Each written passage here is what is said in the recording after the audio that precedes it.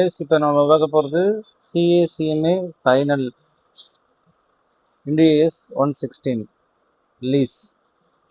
கொஸ்டனில் என்ன சொல்லியிருக்கிறாங்க நம்ம பார்க்க போகிறோம். கொஸ்டன் வந்து ரொம்ப ரொம்ப சிம்பிள். அதாவது ஏபிசி என்டர்ஸ் இன்ட்டு 3 years. அதாவது ஏபிசி நிறுவனம் அது கீழே வரலைங்க. Yes, ABC enters into lease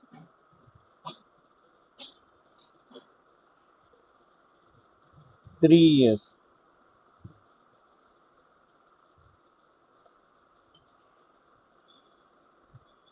okay, இப்போ ஏபிசி நிறுவனம் வந்து லீஸ் 3 years லீஸ் போகுது. Equipment 3 years lease equipment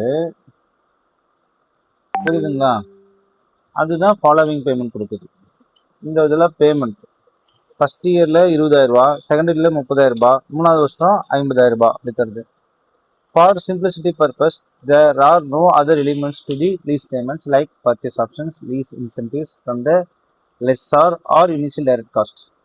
Assume the discount rate 12%, which is entities ABC's incremental borrowing rate, because the interest rate implicit in the lease cannot be readily determined. Entity ABC depreciates the ROC assets on straight line basis over the lease terms. How would you அப்படின்றது வந்து how would entity ABC would account for the set lease under IndAS 116? Very easy sum, but basic sums இதை நீங்கள் படிச்சீங்கன்னா தான் எல்லா பேசிக் சம்ஸும் போட முடியும். திருப்பி அதை சொல்கிறேன், ஏபிசி நிறுவனம் தான் லெஸ்ஸி, அவங்க தான் லெஸ்ஸினா உங்களுக்கு தெரியும், குத்தகைக்கு எடுப்பவர். ABC enters into 3 years lease payments, 3 years lease equipment எடுத்துருக்குறாங்க, அதுக்கு அவங்க பணம் தராங்க. So entity ABC agrees to make the following annual payments at the end of the each year. At the end of the each year. End of beginning இல்ல, end of the each year. Right. So person என்ன சொல்லிக்கிறாங்க நான் சொல்லியாச்சு. ABC enters into lease agreement for 3 years. That is lease is equipment lease. End of the year ABC Limited paid 20,000 year 1, 30,000 year 2 and 50,000 year 3. For simplicity purpose, there are no other limits to like payments like options, lease incentives, initial cost எதுவுமே கிடையாது. But discount rate வந்து 12% கொடுத்துறாங்க, அதான் borrowing rate. முன்னாடி ABC depreciates ROU on straight line basis use பண்ணிக்கிறேன்னு சொல்லிட்டாங்க அவங்க. So இது எப்படி நீங்கள் போடுவீங்கன்னு கேட்டீங்கன்னா ரொம்ப easy. At the commencement date ABC would initially recognize ROU assets and corresponding lease liability dash. அது எப்படி போடுவாங்க அப்படின்னு பார்த்தீங்கன்னா சிம்பிளாக அதான் முடியுமா சொல்லிடுவேன். ஃபஸ்ட்டு இப்போ நீங்கள் பார்த்துக்குங்க, 20,000 ப்ரெசன்ட் வேல்யூ, அதாவது டிஸ்கவுண்டிங் ஃபேக்டர் வந்து 8.993 எப்படி வந்துச்சுன்னு கேட்பீங்க. எஸ், இதுதான் ரொம்ப இம்பார்ட்டன்ட் சார். இந்த 0.893 எப்படி வந்துச்சுங்க அப்படின் போது நம்ம கால்குலேட்டர் யூஸ் பண்ணுறது சால சிறந்தது.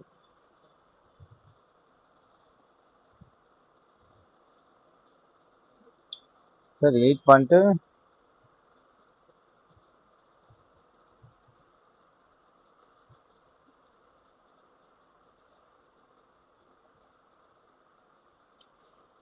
சார் 1 divided by 1.12 ஃபஸ்ட்டு பார்த்தீங்கன்னா 8.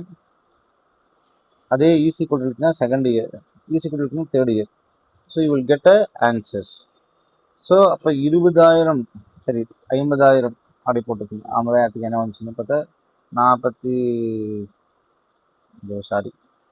1 divided by 1.112 is equal to 20,000. அது நல்லா வச்சுக்கிறேன். அடுத்தது 30,000 இன்ட்டு 0.797 23,000 ரூபாய். அடுத்தது 50,000 இன்ட்டு 0.712 ஸோ 35,000 ரூபாய். இதோடைய கூட்டுத்தொகை தான் 35,600 23,917 ப்ளஸ் 17,857. ஸோ உங்களுக்கு 77,344 ரூபா வந்துருக்கு. அப்போ இது என்னன்னா 1, 2, 3 years கழிச்சு கொடுக்கக்கூடிய ப்ரெசன்ட் வேல்யூ. 3 வருஷம் கழிச்சு நான் 1 லட்ச ரூபா தரேன்னு சொல்லக்கூடாது. அந்த 1 லட்ச ரூபாயோடைய இன்றைய வேல்யூ தான் என்னது ப்ரெசன்ட் வேல்யூ. அப்போ இது வந்து என்ன சொல்லுவாங்க present value. Present value 3 years கழிச்சு நான் கொடுக்க போகிறது present value 77,364. Since there are no other elements. So இப்போ ஆர்ஓயூ அசட்ஸ் நம்ம வந்து ரெண்டல் இன்கம்லாம் போடக்கூடாது. நம்ம லீஸ் வந்து கொடுக்க போகிறது ரெண்டல் இன்கம் வந்து செலவு. Rental income account to lease payment யார் கொடுக்குறோம் நம்ம ஏபிசி சரி XYZ வச்சுக்கோங்க. Rental income account to XYZ லிமிட்டெல்லாம் தரக்கூடாது. இந்த வந்து மாற்றியாச்சு. ஏன்னா கம்பைன்டு ஃபினான்ஸ் லீஸ்க்கும் ஆப்ரேட்டிவ் லீஸும் சேர்த்து ஒரே என்ட்ரி தான் ROU, right of use of assets account to lease liability. அவ்வளோதான் answer. So right of use of assets இப்படி நீங்கள் எழுதணும். Right of use of asset account debtor to lease liability. Lease liability எவ்வளவு? 77,364 ரூபா. 77,364 ரூபா அப்படிதான் நீங்கள். ஸோ டெப்ரிசியேஷன் போடணும் மென்ஷன்னா நீங்கள் வந்து சொல்லிட்டீங்க இந்த 77,364 ரூபா வகுத்தல் 3. அப்போ உங்களுக்கு என்ன கிடைச்சிருச்சு? டெப்ரிசியேஷன் 25,778 ரூபா கிடைச்சி. Therefore depreciation expenses 25,788. Subsequent measurement of lease liability. Sir இது ஓகே. அதாவது நீங்கள் இனிஷியல் எக்ஸ்பென்சஸ் எடுத்துட்டீங்க, இனிஷியல் அமௌண்ட் எடுத்துட்டீங்க, டெப்ரிசியேஷன் எடுத்துட்டீங்க. So what is a subsequent years? Subsequent years first எடுத்து நீங்கள் என்ன செய்யணும்? இன்ட்ரெஸ்ட் பே பண்ணணும். சார் எதுக்கு நான் இன்ட்ரெஸ்ட் பே பண்ணால் நீங்கள் தான் அதுக்கு லோன் அமௌண்டைசேஷன் டேபிள் போகணும். அது வந்து சிம்பிளாக போடலாம். லோன் அமௌண்டைசேஷன் டேபிள்னா ஃபஸ்ட் இயர் உங்கள் கையில் எவ்வளோ இருக்குது? 77,364 ரூபா நீங்கள் பே பண்ணணும் இல்லையா? 77,364. இதுக்கு இன்ட்ரெஸ்ட் 12%. அடுத்தது ரீபேமெண்ட், அடுத்தது க்ளோசிங் பேலன்ஸ். அப்போ 77,364 12%, 9,284. இது 20,000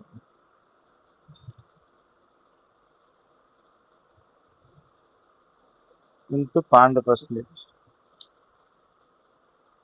ப்ளஸ் 77,364 மைனஸ் 20,000.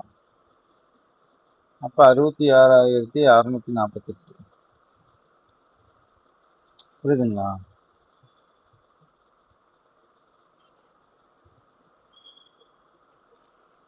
அறுபத்தி 66,648. அப்போ உங்களுக்கு புரிஞ்சிருக்கு அப்படின்னு. இங்கே அந்த கான்செப்ட் எல்டிடி. இப்போ 77,000 இருந்துச்சு, அதுக்கு 12% போடுறோம். அப்போ 12% மட்டும் 9,284.